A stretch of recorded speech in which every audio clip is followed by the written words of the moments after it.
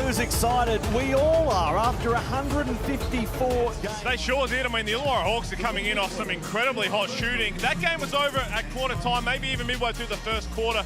Outstanding shooting, demolished. A bit worried. 2 possession games make it up, but have the Hawks, round 17, round 12, convincing wins, found the secret to beating United? Well, I think the secret can't be hurting still from that. It was Melbourne that ended their season. That's going to be on the whiteboard, you know, for Justin Tatum. Absolutely, and guess what? Melbourne United have more experience than anybody in the NBL. They got 4 guys that have played in the NBA. They know what series. Thank you, man. Thank you. Glad to be here. Glad to be here. How does it feel? And after getting to this point, did you allow the team yourself to celebrate the accomplishment of getting here, or is it just head-to-head in the championship series? Who will win the NBL's 47th title? Illawarra, Melbourne, let's go! And the ball early on, I think. Here's Sam Froling. Froling is on the board in the decider against the Wildcats.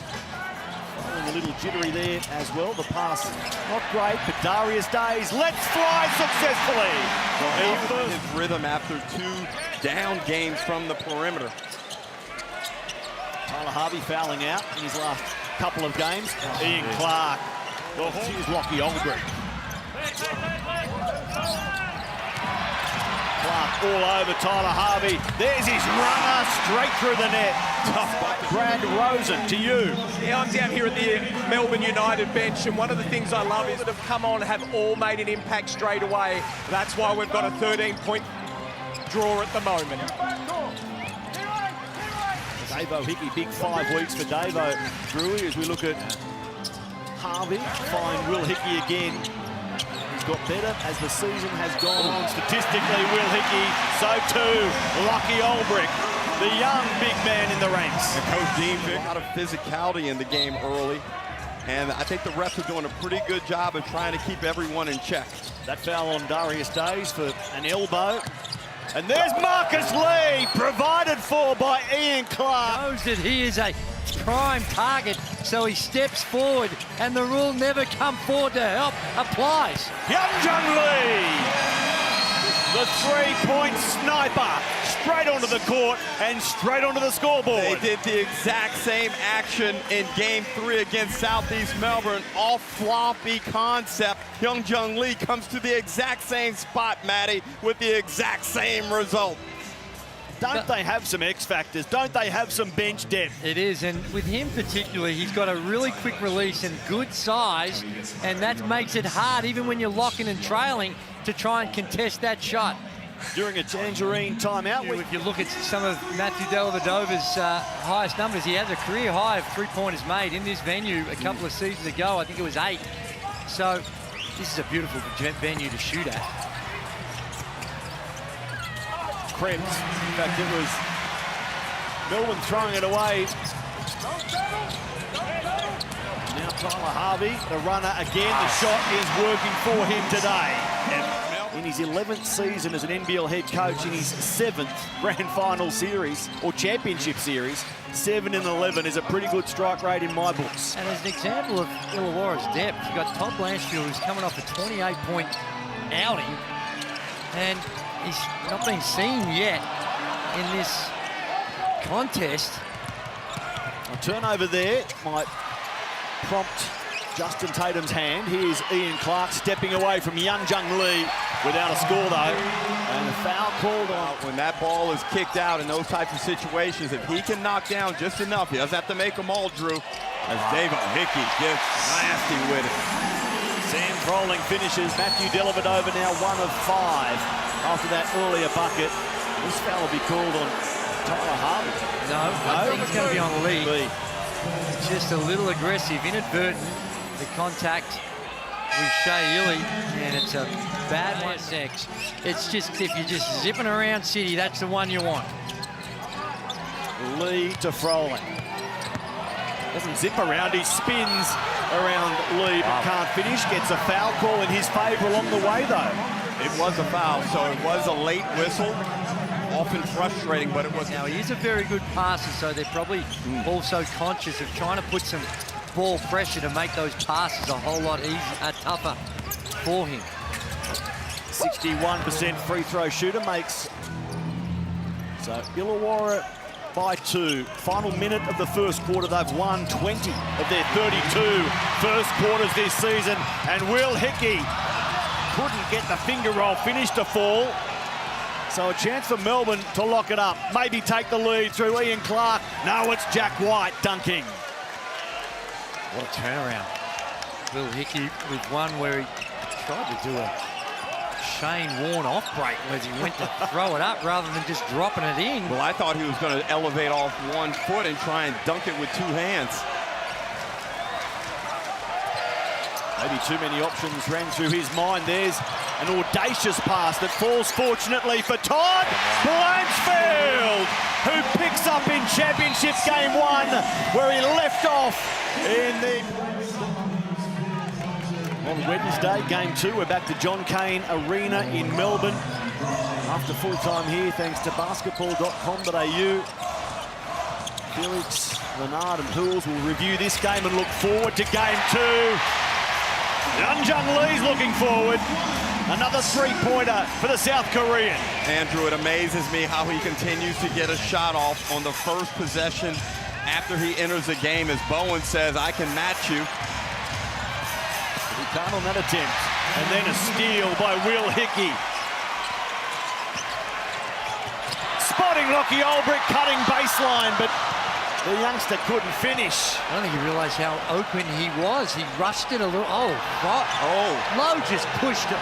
Olbrich square in the chest. Referees missed it. Bowen off the glass. Little warning there from Nico Fernandez for Rob Lowe, so maybe they didn't miss it. Well, speaking of miss, Olbrich's got to get that ball, gather, and dunk, Andrew. Yeah, he clearly didn't realise there was no one around. Low on the experienced or inexperienced Lockie Olbrich. Tough bucket from Will Hickey. The 2 will count. You know the officials. Oh yeah, you can't do that. Come on. You just can't do that. Now, we know he is inclined to go this way, Andrew. We've worked a couple of games throughout the course of the season where he gets excessively physical, and now he's been nailed with an unsportsmanlike foul. And that was well-deserved. Well, it was, and he just, I don't know what was going through his head. Just jumping on the website and checking out Derek Rucker's ratings for each player after each game. Correct. That's going to be interesting. And now it's an offensive foul. And it looks like it's against... Block, offense. And Shea Illy's having some words down towards the Hawks guys as Ihenjung Lee set the screen. And Championship winning assistant coach Brad Rosen, you've got a Hahn in-game insight for us. Yeah, I do. The intensity has definitely picked up. Illawarra's just got a warning there as Rob Lowe. Nice pass here to Bowen, and he'll be fouled. But as I'm saying here, it's really lifted the intensity, and the crowd, it is 5,500 screaming fans in here, Illawarra, wooing their team to victory. Bates might be in a little trouble here. They might have a look at it. Replay centre. Please review the contact by It's a tough one because he was in a compromised position there. To me, that's not unsportsmanlike. No, but because he does make contact under the armpit, but he just was in the air. The replay centre reviewing this for an upgrade. Watch it again. Normal foul, so I think a good call by the officials and the review centre. Well done, Illawarra Hawks, as they have throughout the course of the season, spreading the minutes around. And you think perhaps in the last quarter, if fatigue becomes an issue, you might say advantage Hawks. great hustle. Darius Day's a fantastic play. Blanchfield, tough shot, front of the rim. This quarter so far, it is 17-11 in favour of Melbourne, but Days and the Hawks are fighting hard. Double-figure wins for Illawarra in their 2 most recent meetings, but this one is tight. Ihenjung Lee draws the foul. He was really up against it there, but found a way, and now might find a bonus point. Well, they top locked him. They didn't want him to get out of the wing to catch it on the perimeter. You see, he's right over on the sideline side, Clark, and that opens up the catch and the composure at the rim by Lee with the left hand. Beautiful finish. Some of the cameo roles he's played this season have been fantastic. His returns against Melbourne, 3 points, 6 points, and 5 points. But off the bench with effect. Ihenjung Lee heads back there now. And I love the rotation, cat and mouse we're seeing. They will hit three-quarter time with one shot between the two top seeds. For only 4 points, Andrew. And being in this position, he's got to somehow find the resilience and the persistence to continue to be aggressive. It's a combination of him and also... Oh!